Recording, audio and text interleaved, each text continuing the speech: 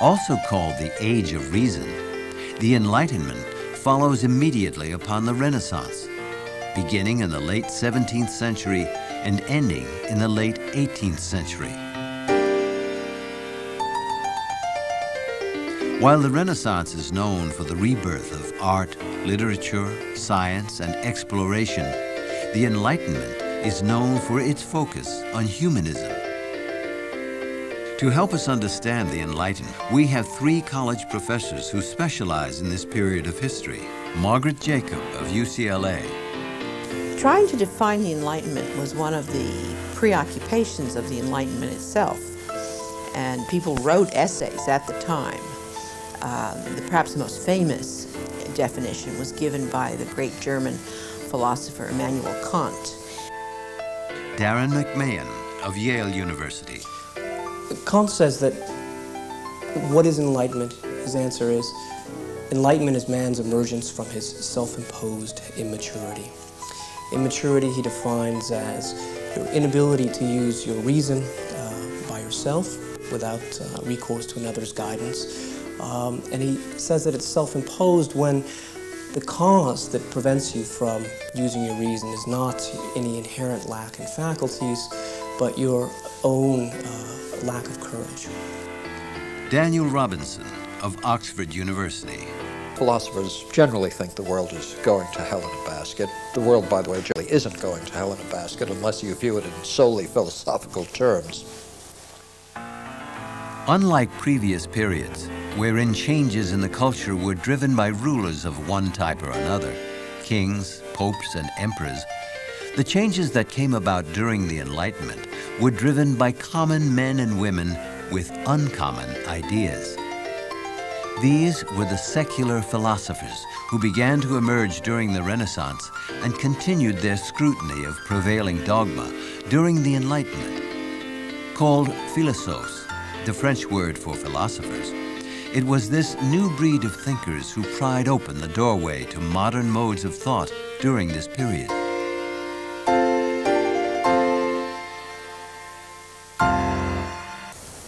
The biggest single change that occurs in the Enlightenment is in the very role and nature of the philosopher. Up until the 18th century, up until the Enlightenment, the philosophe, the philosopher, was supposed to be detached, disengaged. He was supposed to deal only with issues that were theological, metaphysical. He wrote, often in Latin, for a learned cadre throughout Europe. Many of the people who were philosophers were in fact also clergymen. But the 18th century, the definition of the philosopher is radically redone by this group of restless people. And the philosopher must become engagé. He must become engaged. He must agitate for change. The word philosophe in the 18th century doesn't just mean philosopher, and in fact, it's better to use the term philosophe than philosopher because it entails something far different. The 18th century in some ways is the last age in which one could be a scientist, a musician, a writer of fiction, as well as a formal philosopher, and the philosophers tried to do precisely that, okay, to master everything that was worth knowing. D'Alembert is a mathematician. He also writes on aesthetics, and theater criticism, on formal philosophy. Diderot does the same. They write novels. These people are well-rounded in the fullest sense of the word and conceive of their project as such. They're not narrow specialists. For example, if you try to look at the origins of what we think of today as the modern secular intellectual, well, the term intellectual is not used until the end of the 19th century at the time of the Dreyfus Affair. But there's no doubt that the model for that, at least in part, goes back to the Enlightenment philosophe. Somebody who could comment with authority on any range of subjects that ought to be up to the date and up to the moment on political affairs, on religious affairs, on literature, on art, on everything. Okay? Very difficult to do that today, but in the 18th century they tried, and people like Voltaire, like Diderot, and others actually managed. The Enlightenment spanned 100 years and several countries. It was a revolution of new ideas. It opened a doorway to new knowledge. The first generation of philosophers in the early part of the Enlightenment includes such recognizable names as John Locke in England and Montesquieu and Voltaire in France.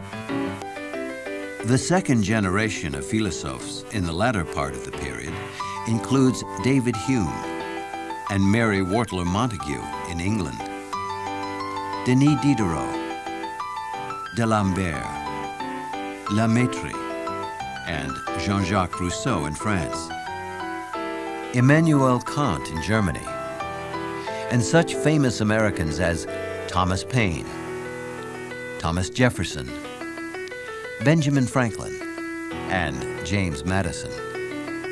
In their efforts to be engaged, the philosophers of the Enlightenment were reacting to the philosophy of the Middle Ages known as scholasticism. Scholasticism had sought to use reason to substantiate what was believed on faith, and ultimately to prove the existence of God through purely rational means. During the Enlightenment, the philosophers came to view their medieval predecessors with some disdain, as the new ideas of the Enlightenment replaced the theological inferences of scholasticism. Students should understand that in the history of human life on Earth, civilization is but a second old, and barbarism is years and years and years. And that is not because we are by nature barbarians. It's because of the very, very hard work it takes to civilize oneself, and then to promulgate civilization, not as a way of controlling others, but as a way of enriching others. Okay, well, most people are thinking, philosophers, what good do they do us? And the classic example of that is in Swift's Gulliver's Travels, right, where philosophers on the floating island have to hit each other over the head periodically to wake them up because they're constantly in this stupor. It's funny, if you look in late 17th, early 18th century dictionaries, under the word philosopher or philosophe in French, you'll often find in the second or third definition words like un fou, an idiot, right?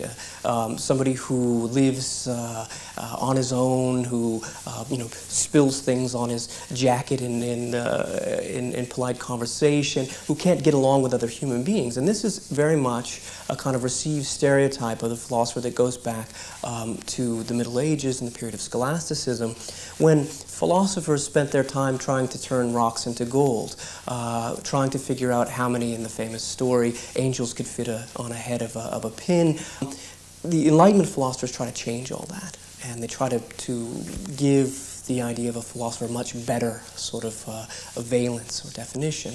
And they do that in part by being genteel, by being wonderfully urbane and polite. They know how to get along. They know how to have a drink or maybe two. They know how to eat and talk and tell jokes, and people seek them out. So you get this reaction against what are conceived as the negative aspects of learning. And scholasticism is the big whipping boy for the Enlightenment.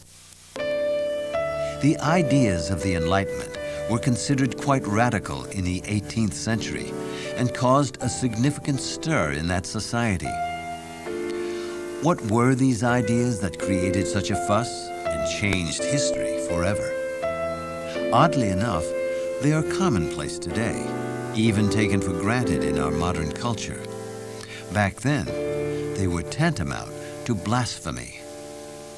Take, for example, an idea as basic and simple as happiness. We all consider it today to be a matter of course that we have the right to try to be happy, that we ought to be happy, that in fact we can be happy, and that moreover our institutions, our governments, our schools, our families ought to work in service of that end. Well, although you can trace the idea of happiness all the way back to the Greeks, I would argue that happiness is really an Enlightenment invention. In fact, we have it in the Declaration of Independence, right? That we have a right to the pursuit of happiness. This is an Enlightenment idea. That this world, the world that we live in, isn't just a passage, a kind of a vestibule or a waiting room for what is real life, a more important life, the life after heaven, but rather it's important in and of itself. One of the central Enlightenment assumptions is that we've been taught for too long that pleasure is somehow bad, inherently evil, both pleasures of the body, sexual pleasure, pleasures of the mind, and that really we shouldn't feel ashamed about enjoying pleasure. In fact, if we want to be happy in this world, pleasure has to be a part of that. So Enlightenment thinkers are very explicit, in fact, in acknowledging and justifying, excusing, exonerating pleasure. Another idea that we take completely for granted today, that knowledge, that learning, that science should serve the betterment of humanity. Fundamentally an Enlightenment assumption. Now, there are precedents for this, certainly. Enlightenment thinkers like to look back to people like Francis Bacon at the end of the 16th, the beginning of the 17th century, as pointing in this direction. But nonetheless, it really is with the Enlightenment that people begin to accept and take for granted the idea that science should serve us, that science can and should make our lives better. It's a new idea, and it's fundamental to the Enlightenment. Another legacy of the Enlightenment, which I think is supremely important, is the idea that reason, that critical reason, can again make our lives better in very palpable ways, that we ought to use reason to get rid of superstitions and prejudices that have led to suffering, that have led to inhumanity and injustice, that we can use reason again in the service for the betterment of men and women. And that's, again, a fundamentally enlightened notion, one that we live with today. I think the most important thing to remember about the Enlightenment is that so many of the ideas that we take for granted today are born in the Enlightenment. So we think, or enlightened people today think, let's put it that way, that it's wrong, absolutely wrong, to discriminate against someone because of their religion or because of their lifestyle. People in the 17th century didn't think that way. That's a new idea in the 18th century. We think, for example, that the best way to educate children is, on the whole, not to beat them. Well, it was John Locke, whose essay on education is the first person to really argue that through and say, you know, it's a really good idea. If you want children to learn, you take them by the hand and you lead them forward to instruction and you don't beat them.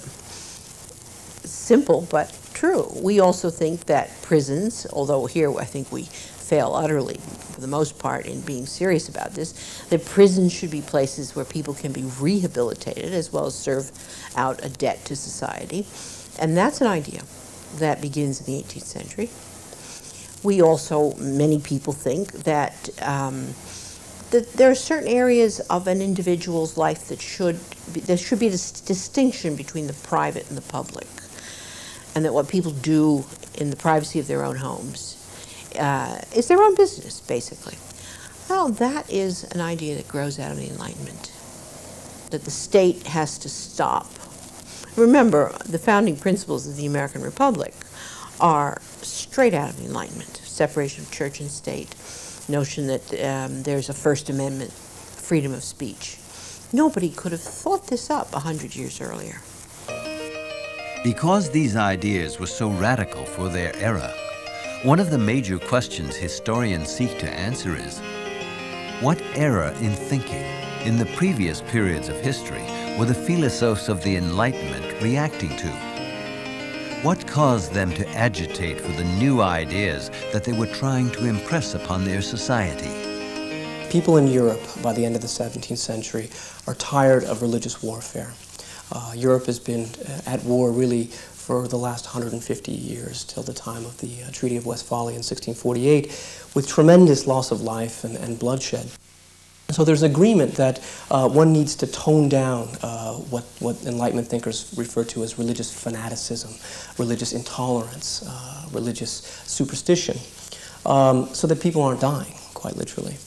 And then, moreover, to take a critical stance, a critical look at religious phenomena. Voltaire writes an essay on